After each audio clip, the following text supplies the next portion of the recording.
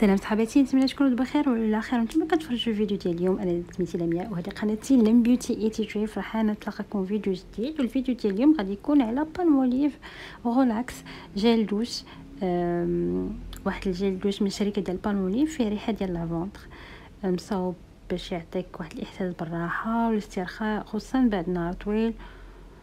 شنو عجبني فيه؟ الريحه ديالو زوينه بزاف، كتهدن، فيها لافندر، شويه ديال الاعشاب العطريه كتخليك تحسي براحه نفسيه، كيغسل مزيان وكيعطي واحد الرغوه اللي زوينه. شويه منه كافي دوشي بيه كامل، ماشي قاصح الجلد، ما كيسببش حساسيه للبشره، ماشي بحال لي جيل دوش الاخرين اللي كينشفوا كيخليو عندك واحد الحساسيه. الثمن ديالو معقول بزاف، كتلقاه ما بين 25 درهم حتى ل 40 درهم في لي بارفومري وحتى في الصيدليات. شنو اللي ما عجبنيش فيه؟ الريحه ما كتبقاش بزاف، كتحسي بها في الدوش ولكن بعد شي نص ساعه كتختفي تقريبا. التركيبه ديالو فيها مواد كيميائيه، يعني الا عندك بشره حساسه بزاف حاولي انك تجنبيه.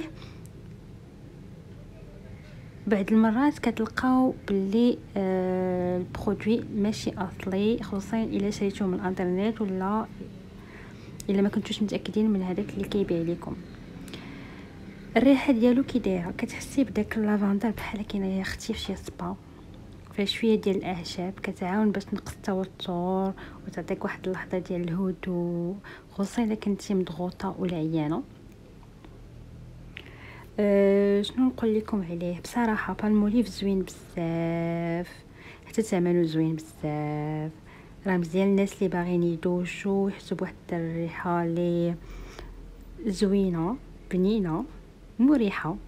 ولكن الا كنتي من الناس اللي كيبغيو الريحه تبقى 6 ديال السوايع، راه هاد الجيل دوش راه ما غادي يسبق لك الصراحه. نتمنى هذا الفيديو يكون عجبكم ويكون خفيف ظريف. قولوا لي شنو الجيل دوش اللي كتستعملوا حاليا، واش عمركم جربتوا هذا ديال بالموليف؟ حيت انا شحال هادي كنت كنستعمل الصابونه ديال بالموليف وتقريبا كنظن بلي كلشي جرب هذيك الصابونه ديال بالموليف، مي في جيل دوش صراحه احسن بكثير.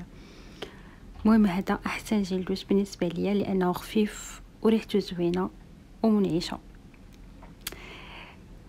نشوفكم فيديو جديد، تهلاو ليا فراسكم وبسلامه.